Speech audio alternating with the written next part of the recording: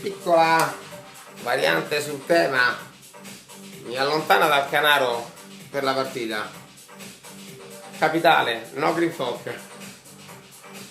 È molto tempo che non entro nella camera ex Flora, ex Maria, Now, Sumo. Sono curioso perché tiene bene casa, molto attenta ai dettagli, precisa, meticolosa, pulita, lenta ma attenta. La camera sua rispecchierà queste caratteristiche, sicuramente. Tra poco inizia la partita. Niente Canaro, ma la Sumo dispensa gioia. È giovedì, domani è festa, no?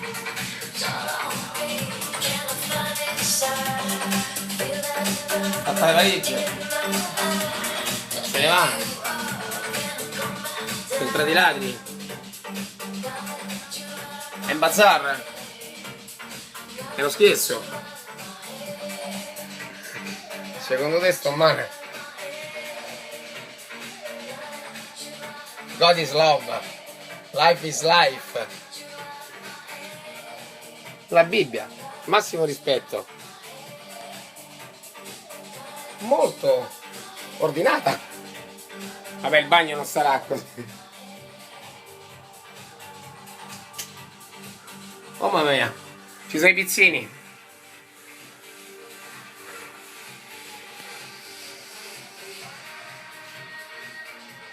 Ma di cosa sono messo in casa? Un alieno?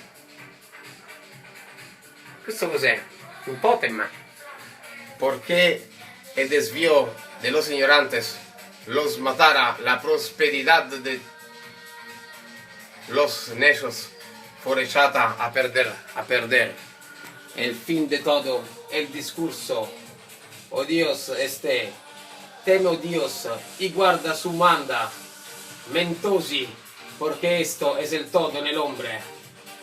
12.13. Más que le hombre habitara confiadamente y viviera tranquilo, sin temor del mal.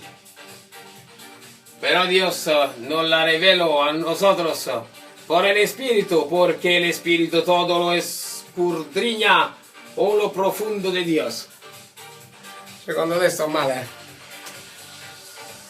Recuerda, alégrate y gózate, porque el Señor hará grandes cosas. E gózate, cosa sta a significare? Indossate, vado a mangiare, eseguo gli ordini. Dal campo di battaglia della Sumo nazionale si va a vedere la partita. No Canaro, ma grandi gioie, gran pizzini e grande ordine. Per mettere ordine nella tua casa, tengo mucho disordine nella mia camera. Questo è il postulato della Sumo. Viva la vita! Questa mi sembra conoscerla. Che paura. C'entro più.